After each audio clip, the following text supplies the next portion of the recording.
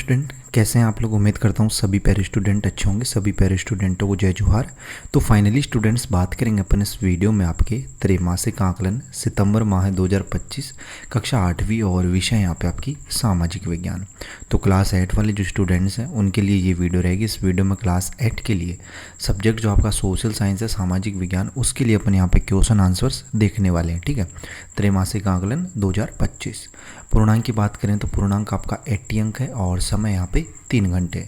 Channel पे पहली बार हैं तो यार चैनल को ज़रूर सब्सक्राइब कर लेना। बेल का जो नोटिफिकेशन है उस पर आप लोग ऑल पे सेट कर लेना, ताकि जैसे नेक्स्ट वीडियोस अपलोड होंगे आपके अदर सब्जेक्ट्स के तो उनके नोटिफिकेशन आप तक पहुंच पाएँ। जल्दी आपके जो प्रोजेक्ट कार्य हैं उनके सॉल्यूशंस भी अपन जल्दी आपको प्रोवाइड करवा देंगे। बाकी देखो, सबसे पहले आपके वस्तुनिष्ठ प्रश्न आते हैं, ऑब्जेक्टिव टाइप क्वेश्चंस, 2-2 अंक वाले प्रश्न। देखिएगा, प्रश्न पहला है कि यूरोप से भारत पहुंचने के समुद्री मार्ग की खोज की थी। तो यूरोप से भारत पहुंचने के जो समुद्री मार्ग था उसकी खोज वास्को डी गामा ने की थी। किसने की थी? Vasco D gamma. सह वाला जो ऑप्शन है ना, ये आपका इसमें राइट हो जाएगा। फिर देखो, प्रश्न 2 है आपका कि छत्तीसगढ़ का मंगल पांडे कहा जाता है। तो छत्तीसगढ़ का मंगल पांडे जो होता है वो आपके हनुमान सिंह थे। ठीक है, कौन थे? हनुमान सिंह। यहाँ पे बै वाला जो ऑप्शन है ना, ये आपको इसमें राइट कर लेना है स्टूडेंट्स। फिर नेक्स्ट है आपका चाइल्ड हेल्पलाइन नंबर। तो चाइल्ड हेल्पलाइन नंबर कौन सा है? 1098। द वाला ऑप्शन आपका इसमें राइट हो जाएगा। फिर देखो, प्रश्न 4 है कि छत्तीसगढ़ में विधानसभा एवं लोकसभा की कितने सीट हैं। तो यहाँ पे आपकी विधानसभा की 90 सीटें एवं लोकसभा की 11 सीटें, यानी ए वाला ऑप्शन आपका इसमें राइट होगा। फिर अगला प्रश्न आता है आपका कि निम्न में से कौन सी विधि तीव्र ढालों पर मृदा अपरदन को रोकने के लिए सर्वाधिक उपयुक्त है। तो इसका राइट आंसर हो जाएगा स वाला ऑप्शन, वेदिका कृषि। प्रश्न 6 है, निम्न में से कौन विश्व में तांबे का अग्रणी उत्पादक है। तो वो हो जाएगा आपका यहाँ पे चिल्ली। बै वाला ऑप्शन आपका इसका राइट होगा। नेक्स्ट प्रश्न आते हैं आपकी प्रश्न क्रमांक 7, अति लघु उत्तरीय प्रश्न है, 4 अंक का प्रश्न है। देखिएगा 7वां प्रश्न कि आधुनिक काल की कौन कौन सी प्रमुख विशेषताएं हैं। तो देखिए स्टूडेंट्स, यहाँ पे आधुनिक काल की प्रमुख विशेषताएं। तो आधुनिक काल की प्रमुख विशेषताएं निम्नलिखित है। तर्कवाद और मानवतावाद। ठीक है, यानी कि वैज्ञानिक दृष्टिकोण और मानव कल्याण पर जोर, वैज्ञानिक क्रांति और प्रौद्योगिकी विकास और तकनीकी में अभूतपूर्व प्रगति, लोकतंत्र और राष्ट्र राज्यों का उदय, राजशाही के स्थान पर लोकतांत्रिक शासन प्रणालियों और राष्ट्रीय पहचान पर आधारित राज्यों का गठन। ठीक है, औद्योगिकरण और शहरीकरण, यानी बड़े पैमाने पर कारखानों की स्थापना और शहरों का तेजी से विकास।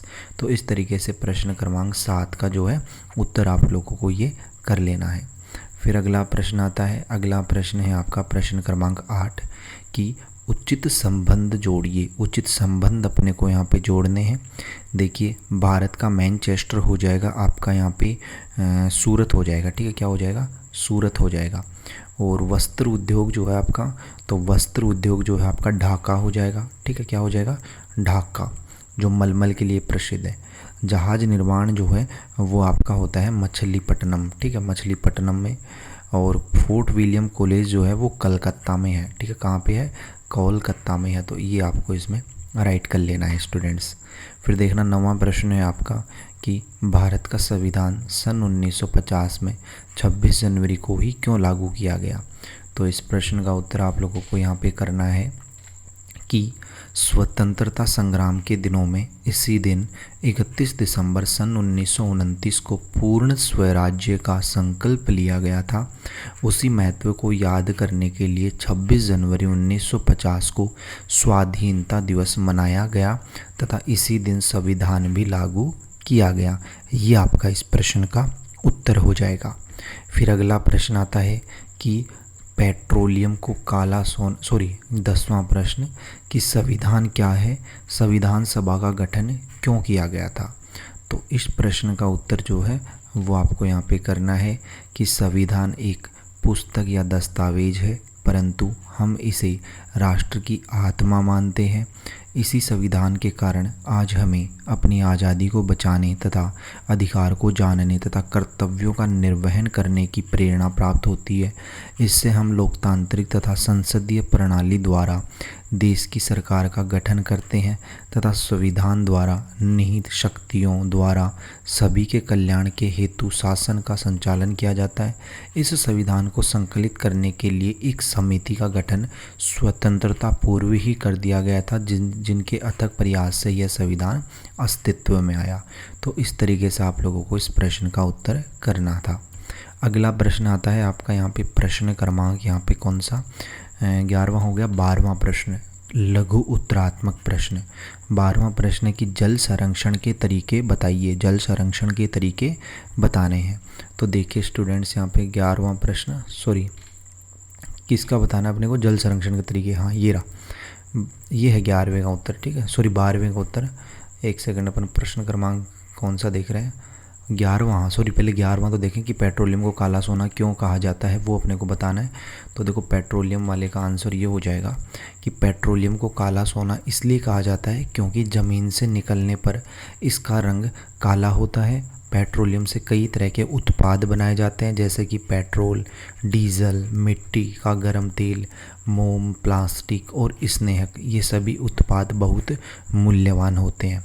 फिर अब आता है आपका 12वां प्रश्न कि जल संरक्षण के तरीके बताइए, यानी कि जल को कैसे अपन संरक्षित कर सकते हैं, उसकी सुरक्षा कर सकते हैं, उसको बचा सकते हैं। देखो, उद्योगों द्वारा निकाले गए रसायन युक्त जल को शोधित कर स्रोतों में डालना, ठीक है, और अधिक पेड़ों व वनों को लगाना जिससे दरालियों प्रवाह अवरुद्ध हो तथा भूमिगत जल पुनः पूरित हो, पुनः भूमि के अंदर जल पहुंचाना तथा कृषि कार्यों में जल प्रबंधन कराना जिससे कम मकानों में वर्षा जल संचय द्वारा, ठीक है, पुनः भूमि की रिसाव कम हो तथा वाष्पीकरण रुके, कम जल में जो है अधिक खेतों की सिंचाई हो। इस तरीके से आपको ये प्रश्न का उत्तर करना था। अगला प्रश्न आता है आपका यहाँ पे प्रश्न क्रमांक कौन सा है स्टूडेंट्स, 13वां प्रश्न कि मौलिक अधिकार, ठीक है, मौलिक अधिकार से आप क्या समझते हैं और मौलिक अधिकारों के नाम लिखिए। तो देखिएगा स्टूडेंट्स इस प्रश्न का आंसर। तो इस प्रश्न का उत्तर आप लोगों को यहाँ पे करना है कि हमारे संविधान द्वारा दिए जाने वाला अधिकार है जो देश के नागरिकों को प्राप्त है, जिसके आधार पर व्यक्ति समाज में रहते हैं और अपने अधिकारों का प्रयोग कर शांति व सम्मान पाते हैं। उन अधिकारों को हम मौलिक अधिकार कहते हैं। यह अधिकार व्यक्ति के व्यक्तिगत व सामूहिक दोनों प्रकार के हैं, जो व्यक्ति को अधिकार के साथ साथ उन पर नियंत्रण भी रखते हैं। मौलिक अधिकारों के नाम लिख लीजिए। मौलिक अधिकारों के नाम है, पहला तो आपका समानता का अधिकार, स्वतंत्रता का अधिकार, शोषण के विरुद्ध अधिकार, धार्मिक स्वतंत्रता का अधिकार, सांस्कृतिक और शैक्षणिक अधिकार, संवैधानिक उपचार का अधिकार। तो ये जो है आपके यहाँ पे मौलिक अधिकार हो गए। अगला प्रश्न आता है आपका यहाँ पे प्रश्न क्रमांक कौन सा है स्टूडेंट्स, प्रश्न क्रमांक आता है आपका यहाँ पे 14 कि डलहौजी की हड़प नीति पर प्रकाश डालिए। तो देखिएगा क्या थी डलहौजी की हड़प नीति। तो डलहौजी की हड़प नीति देशी रियासतों के लिए अन्यायपूर्ण नीति थी, जिसके द्वारा निसंतान राज्यों को अंग्रेजी राज्य में बलपूर्वक मिलाना था। उनके दत्तक पुत्रों को मान्यता नहीं देता था। राजाओं पर अच्छी तरह से शासन कर पाने का आरोप लगाकर उन पर हमला कर उनके राज्यों को अंग्रेजी राज्य में शामिल कर लेता था तथा युद्ध द्वारा सभी छोटी छोटी रियासतों पर अधिकार कर लिया गया था। ठीक है, युद्ध द्वारा, यहाँ पे द्वारा। तो इस तरीके से ये आंसर है। अगला प्रश्न है आपका यहाँ पे 15वां कि सन 1857 का विद्रोह क्यों असफल रहा। तो देखो यहाँ पे इस प्रश्न का उत्तर है कि सन 1857 के विद्रोह के असफल होने का प्रमुख कारण देशी रियासतों का इनमें शामिल न होना तथा किसी ऐसे नेतृत्व की कमी थी जो एक कुशल रणनीति के तहत योजनाबद्ध तरीके से इसका संचालन करे तथा आम जन में, ठीक है, आम है यहाँ पे, आम जन में अंग्रेजों के विरुद्ध विद्रोह में शामिल होने का साहस नहीं था। अगला प्रश्न है कि 16वां प्रश्न, ठीक है, 15वां हो गया। अथवा वाला चाहे तो अथवा वाला भी कर सकते हैं कि राष्ट्रपति की 4 महत्वपूर्ण शक्तियों के बारे में लिखिए।